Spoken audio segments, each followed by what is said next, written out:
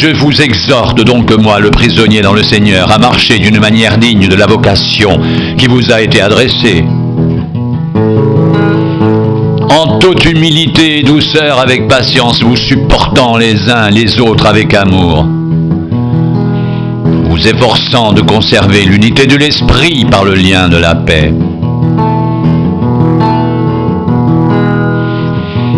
Il y a un seul corps et un seul Seigneur, comme vous aussi vous avez été appelés à une seule espérance par votre vocation.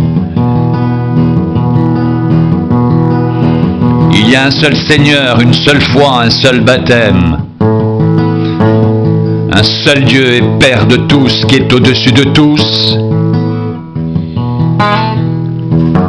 et parmi tous et en tous.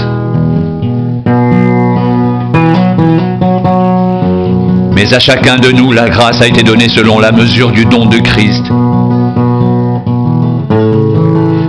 C'est pourquoi il est dit, étant monté dans les hauteurs, il a amené des captifs, il a fait des dons aux hommes. Or, que signifie il est monté, sinon qu'il est aussi descendu dans les régions inférieures de la terre?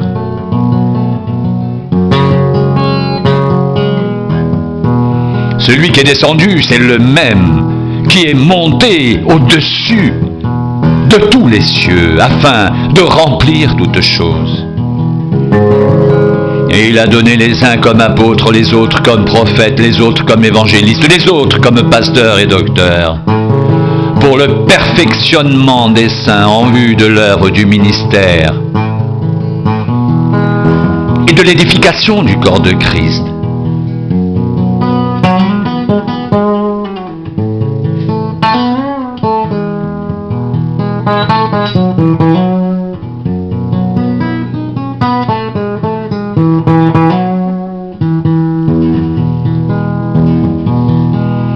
Jusqu'à ce que nous soyons tous parvenus à l'unité de la foi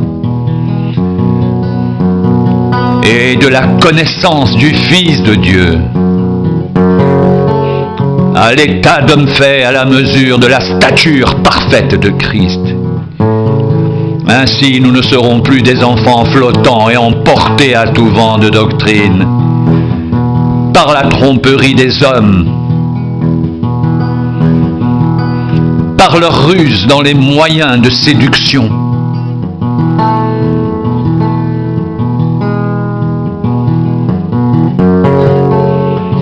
Mais en professant la vérité dans l'amour, nous croîtrons à tous égards en celui qui est le chef Christ.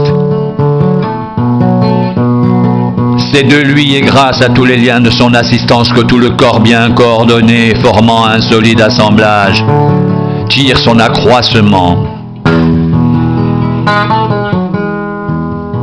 selon la force qui convient à chacune de ses parties et s'édifie lui-même dans l'amour.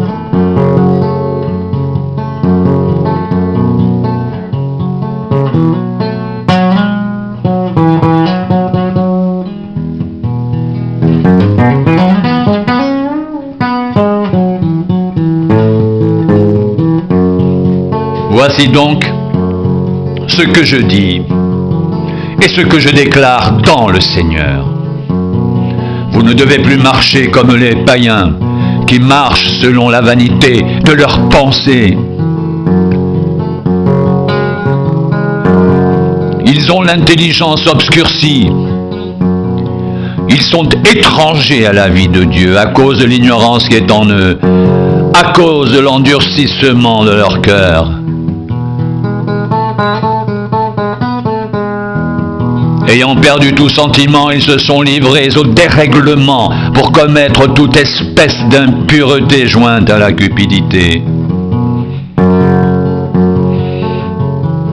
Mais vous, ce n'est pas ainsi que vous avez appris Christ, si du moins vous l'avez entendu, et si conformément à la vérité qui est en Jésus, c'est en lui que vous avez été instruits à vous dépouiller par rapport à votre vie passée du vieil homme qui se corrompt par les convoitises trompeuses, à être renouvelés dans l'esprit de votre intelligence et à revêtir l'homme nouveau. Créé selon Dieu, dans une justice et une sainteté que produit la vérité.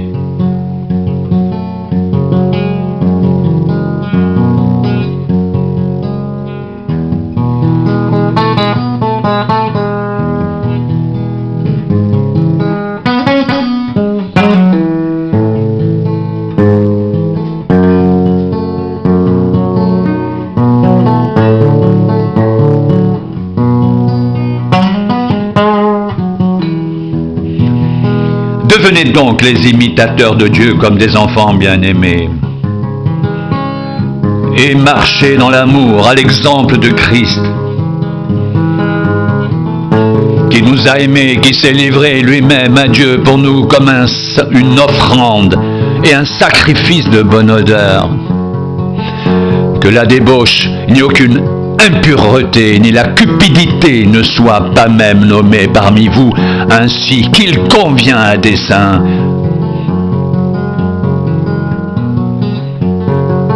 Qu'on n'entende ni paroles grossières, ni propos insensés ou équivoques, choses qui sont contraires à la bienséance, qu'on entende plutôt des actions de grâce.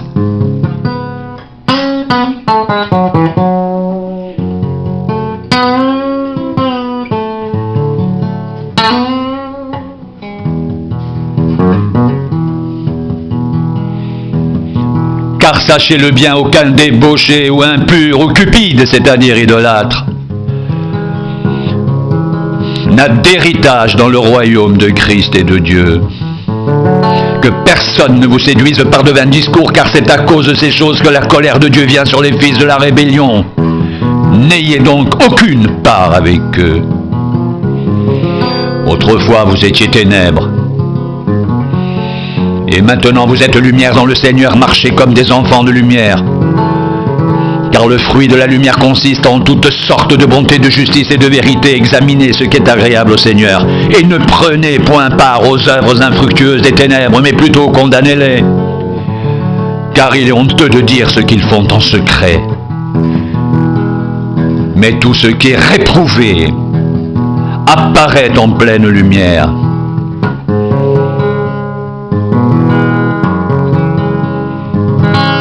Car tout ce qui est ainsi manifesté est lumière. C'est pour cela qu'il est dit: réveille-toi, toi qui dors, relève-toi d'entre les morts et Christ t'éclairera. Prenez donc garde, afin de vous conduire avec circonspection, non comme des insensés, mais comme des sages. Rachetez le temps, car les jours sont mauvais. C'est pourquoi ne soyez pas inconsidérés, mais comprenez quelle est la volonté du Seigneur. Ne vous enivrez pas de vin, c'est de la débauche. Soyez au contraire remplis de l'esprit, entretenez-vous par des psaumes, par des hymnes, par des cantiques spirituels, chantant et célébrant de tout votre cœur les louanges du Seigneur. Rendez continuellement grâce à Dieu le Père pour toutes choses,